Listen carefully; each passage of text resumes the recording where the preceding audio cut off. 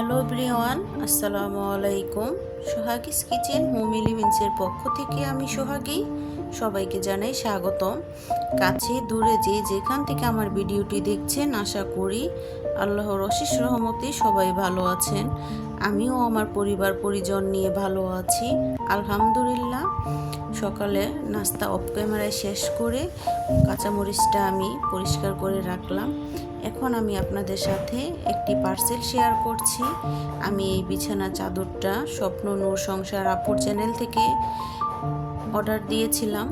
আপুর একজন আমি চুপি চুপি দর্শক, সবসময় আপুর ভিডিও দেখি, কমেন্ট করি না, যেহেতু সিনিয়র আপু, কিন্তু প্রথমবার ওনার সাথে কথা বলে খুবই ভালো লেগেছে আমার।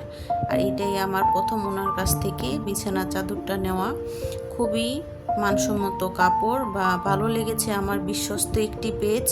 ইনশাআল্লাহ কোনো একদিন আবারও আপুর কাছ থেকে নেব। আপনাদের ভাইয়া বাজারে গিয়েছিল, আসার সময় মাছ নিয়ে এসেছে। তা বেশ কিছুটা ইলিশ মাছ নিয়ে এসেছে। আগে আমি ইলিশ মাছটা ফ্রোজেন করে রাখছি, যেহেতু ইলিশ মাছ বেশিক্ষণ বরফ ছাড়া থাকবে না, তাই আগে মাছটা আমি গুছিয়ে তারপর বাকি মাছ কাটবো। ওই মাছগুলো একটু ঝামেলার মাছ, তাই আমি ইলিশ মাছটা কেটে রাখি না, এভাবে পলিথিন দিয়ে ভালো করে পেঁচিয়ে তারপর ডিপে রেখে দিব।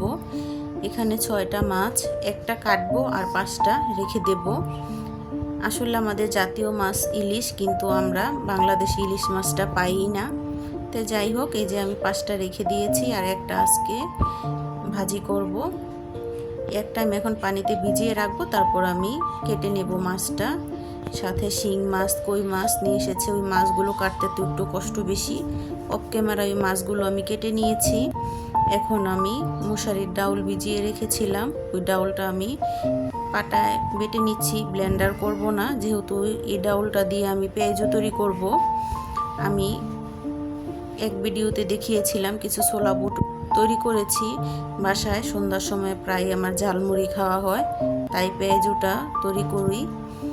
আর এখানে আমি মিল্ক, সাবু, ম্যাঙ্গো দিয়ে একটি ডেজার্ট তৈরি করব সন্ধ্যার জন্য। এখন কিন্তু আমের সিজন প্রায় শেষ, তাই এবছরের জন্য খেয়ে নিচ্ছি। ইনশাল্লাহ সামনের বছর আবার রিজিকে থাকলে খাবো। এই তো বাচ্চাদের এই ডেজার্টটি সন্ধ্যার নাস্তা দিয়ে আমি রাত্রের জন্য রান্না বসাচ্ছি। আজকে একটু রাত্রে রান্না করতে আমার লেট হয়ে গেল, যেহেতু মাছ গুছিয়ে মাছের কাজগুলো গোছাতে একটু একা হাতে দেরি হয়ে যায়। তো এখন আমি যে ব্রয়লার মুরগি, একটা ফুল মুরগি নিয়েছি, ওই মুরগিটা দিয়ে আমি আজকে বুটের ডাউল দিয়ে রান্না করব। এখন আমি সব গুঁড়া মশলা দিয়ে মুরগিটা কিছুক্ষণ মেরিনেট করে রাখছি। আদা রসুন বাটা, হলুদের গুঁড়া, মরিচের গুঁড়া সব কিছু দিয়ে এখানে আমি মেখে রাখবো।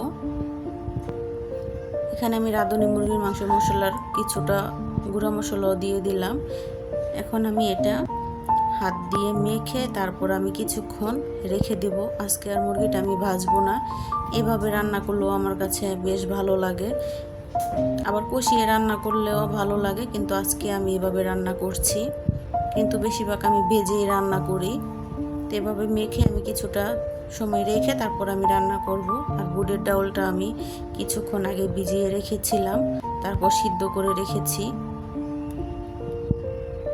পুরনো একটি কথা আবারও বলে দিতে চাই, যে আপুরা আমার ভিডিওটি দেখছেন, অবশ্যই একটি লাইক দিবেন। আপনার একটি লাইক আমাকে পরবর্তী ভিডিও বানাতে উৎসাহ জাগায়, অনুপ্রেরণা হয়। আর এতে এখন আমি হাতের দ্বারায় ভালো করে মেখে নিচ্ছি। যে কোনো কিছু আমার মেরিনেট করতে গেলে হাতে মাখালে ভালো লাগে।